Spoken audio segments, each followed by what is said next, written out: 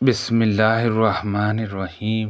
نبی کریم صلی اللہ علیہ وسلم نے فرمایا کہ جب ہجا کا زمانہ آئے تو نماز چھوڑ دے، اور جب یہ زمانہ گزر جائے تو خون کو دھو اور نماز پڑھ۔ میں نے اپنی خالہ مومنہ رضی اللہ عنہا سے، جو نبی کریم صلی اللہ علیہ وسلم کی زوجہ محترمہ تھیں، سنا کہ میں ہجا ہوتی تو نماز نہیں پڑھتی تھی، اور یہ کہ آپ رسول اللہ صلی اللہ علیہ وسلم کے گھر میں نماز پڑھنے کی جگہ کے قریب لیٹی ہوتی تھی۔ آپ نماز اپنی چٹائی پر پڑھتے، جب آپ سجدہ کرتے تو آپ کے کپڑے کا کوئی حصہ مجھ سے لگ جاتا تھا۔ ہم رسول اللہ صلی اللہ علیہ وسلم کے ساتھ بعض سفر غزوہ بنی المصطلق میں تھے۔ جب ہم مقام بیدہ یا ذات الجشا پر پہنچے تو میرا ایک ہار کھو گیا۔ رسول اللہ صلی اللہ علیہ وسلم اس کی تلاش میں وہیں ٹھہر گئے، اور لوگ بھی آپ کے ساتھ ٹھہر گئے، لیکن وہاں پانی کہیں قریب میں نہ تھا۔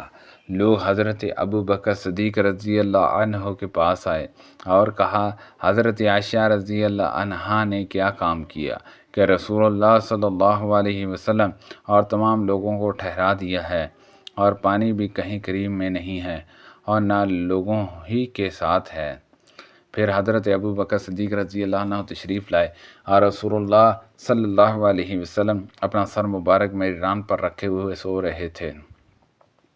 فرمانے لگے کہ تم نے رسول اللہ صلی اللہ علیہ وسلم اور تمام لوگوں کو کیوں روک لیا، حالانکہ ان قریب میں کہیں پانی بھی نہیں ہے اور نہ لوگوں کے پاس ہے۔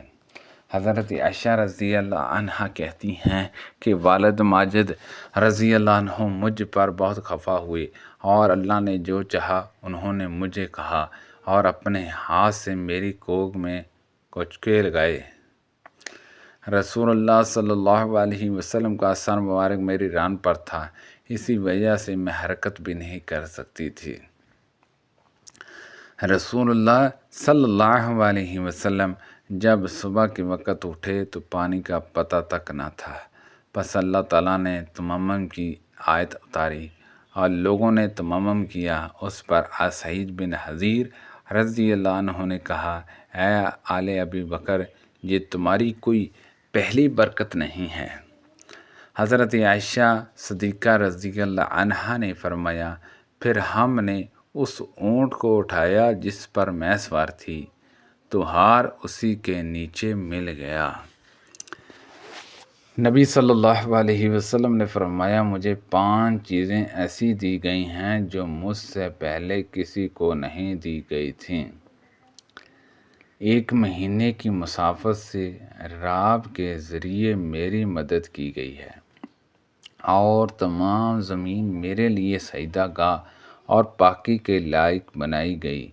بس میری امت کا جو انسان نماز کے وقت کو جہاں بھی پا لے، اسے وہاں ہی نماز ادا کر لینی چاہیے، اور میرے لیے غنیمت کا مال حلال کیا گیا ہے۔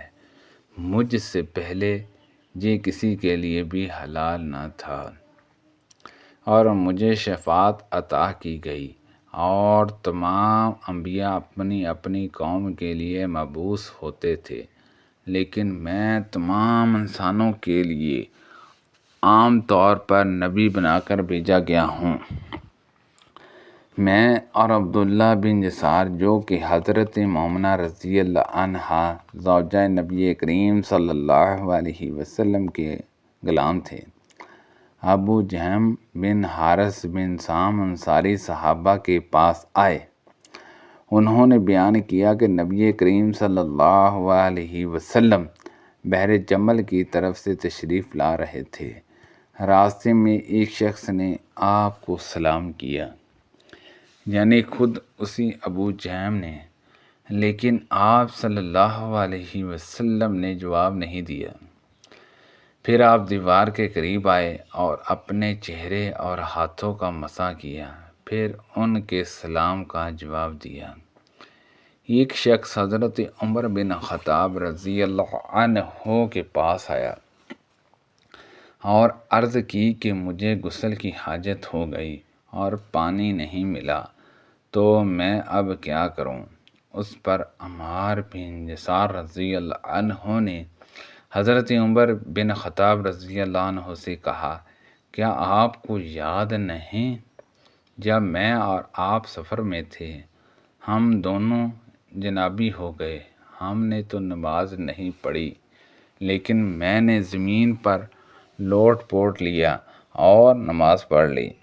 پھر میں نے نبی کریم صلی اللہ علیہ وسلم سے اس کا ذکر کیا تو آپ نے فرمایا کہ تجھے بس اتنا ہی کافی تھا، اور آپ نے اپنے دونوں ہاتھ زمین پر مارے، پھر انہیں پھونکا اور دونوں سے چہرے اور پونچھوں کا مسح کیا۔ میں تو زمین میں لوٹ پوٹ ہو گیا۔ پھر نبی صلی اللہ علیہ وسلم کی خدمت میں حاضر ہوا تو آپ صلی اللہ علیہ وسلم نے فرمایا کہ تیرے لیے صرف چہرے اور پونچھوں پر مسح کرنا کافی تھا، زمین پر لیٹنے کی ضرورت نہ تھی۔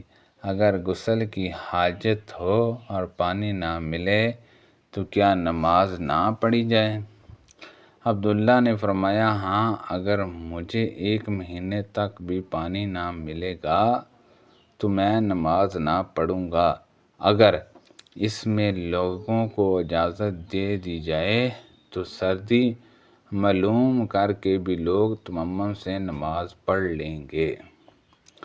حضرت ابو موسیٰ کہتے ہیں کہ میں نے کہا کہ پھر حضرت عمر رضی اللہ عنہ کے سامنے حضرت عمار رضی اللہ عنہ کے قول کا کیا جواب ہوگا؟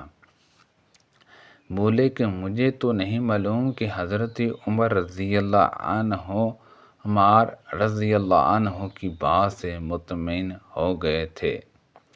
اگر ایک شخص کو غسل سے حاجت ہو اور مہینے بھر پانی نہ پائے تو کیا وہ تیمم کر کے نماز نہ پڑھے؟